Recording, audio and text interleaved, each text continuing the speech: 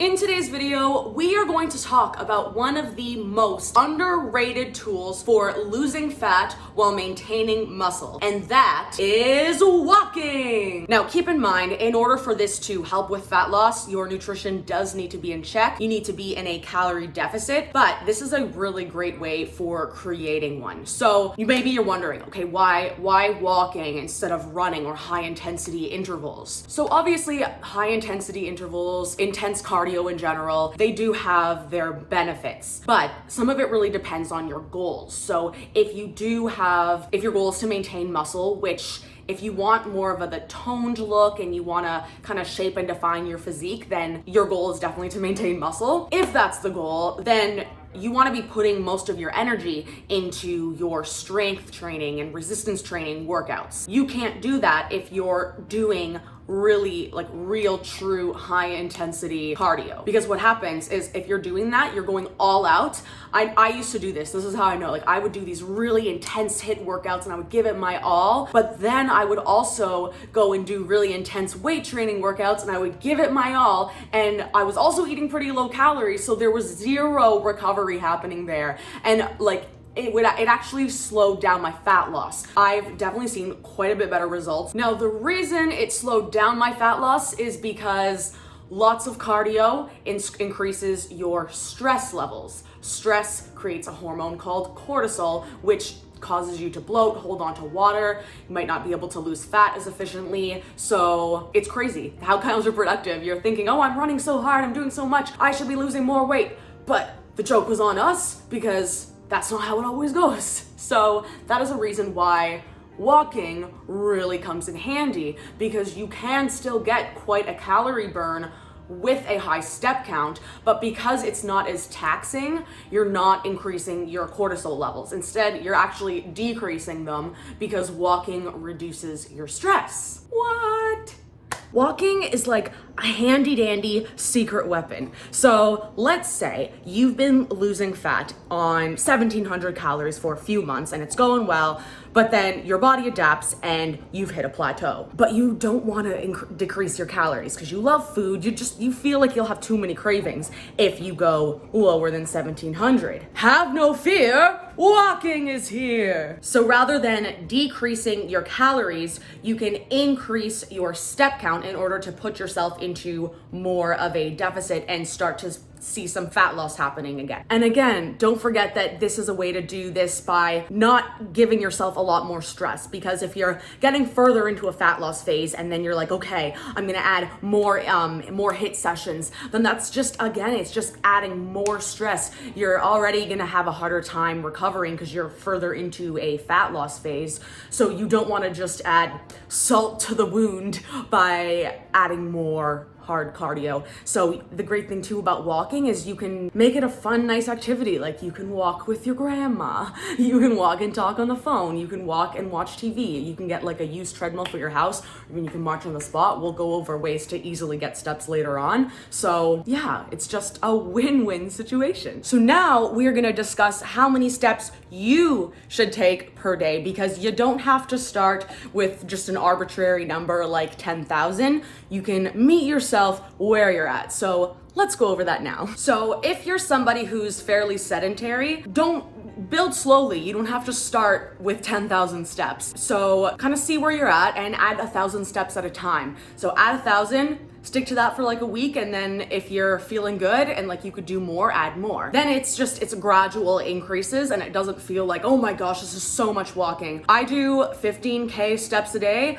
and to me now that feels really, really easy. It feels really achievable. But I know a couple years ago, that would have seemed like a lot to add all at once. Not even because I wasn't in good enough shape for it, because I was actually doing a lot of cardio, but it just in conjunction with my whole day, it would have felt like so much.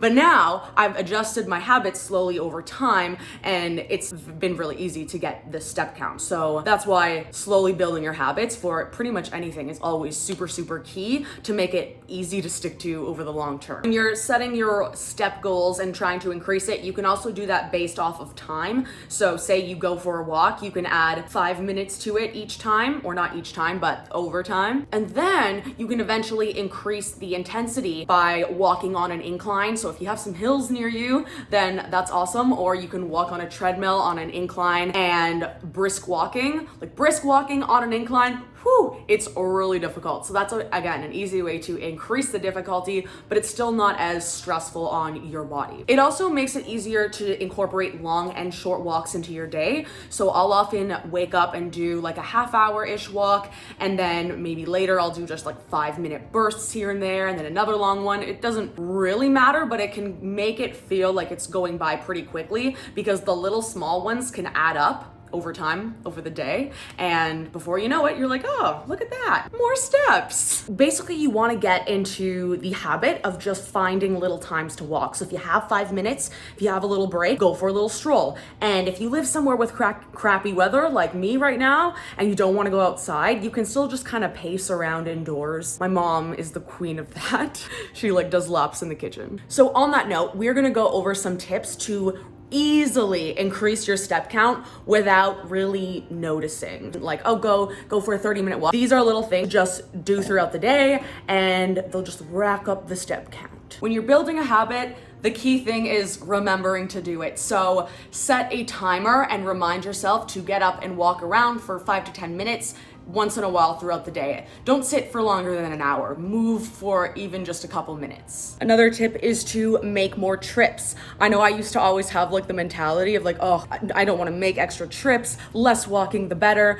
but no, not anymore. I don't mind taking multiple trips to bring groceries in, or multiple trips to put laundry away. Just things like that. Again, they add up quickly. A lot of the time too, like if you're standing in the kitchen, you're waiting for something to cook, you're waiting for the microwave to finish, whatever, like step on the spot, pace around. And again, that's eventually it just becomes a habit, and you kind of just absent-mindedly do it. And then throughout the day, steps everywhere, so many steps. And then of course, when you're running errands, don't park too close, park further away, take the stairs, not the elevator or escalator. Another tip for getting steps inside is getting a stepper. You can get it with the little risers underneath, but honestly, for getting steps, you could just have this, and you can just step up and down slowly or fast, and that's how you can get steps. And maybe when you're getting used to it, you might not want to do this because you might fall, but once you're used to it, you could literally do this and watch TV, and you're getting steps. And this is like just, obviously this looks slow, kind of feels like a grandma exercise, like, oh, I'm up and down. But again, that's gonna get you your steps, and you could go faster as well. Just build up the time. One time I did this for like, I don't know, 10, 15 minutes. And the next day my calves and my feet were sore, so work up to it. But yeah, that's a great way to get in some steps, and you're not really doing, if you feel just like bored or weird on the spot, this is just like a really nice option.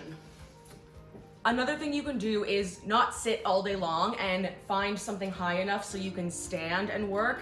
And even when you're doing this, you can even like march a little bit on the spot, like while you're thinking. Even like sometimes I like step side to side, and again, that'll just up the steps over time, slowly throughout the day. I also did make like my own makeshift walking desk, and I show you how I made that in my 3 fat loss secret weapons video, which will be linked above and in the description box below. And I just show you what I attached and how I did that, and it's a really handy way to get steps while working. Stay tuned for next week's video, which is what to eat in a week to lean out, and it's easy, no stress ways to prepare all of that. And that is all for today's video. Like and subscribe if you enjoyed it, and I will see you in the next one. Bye!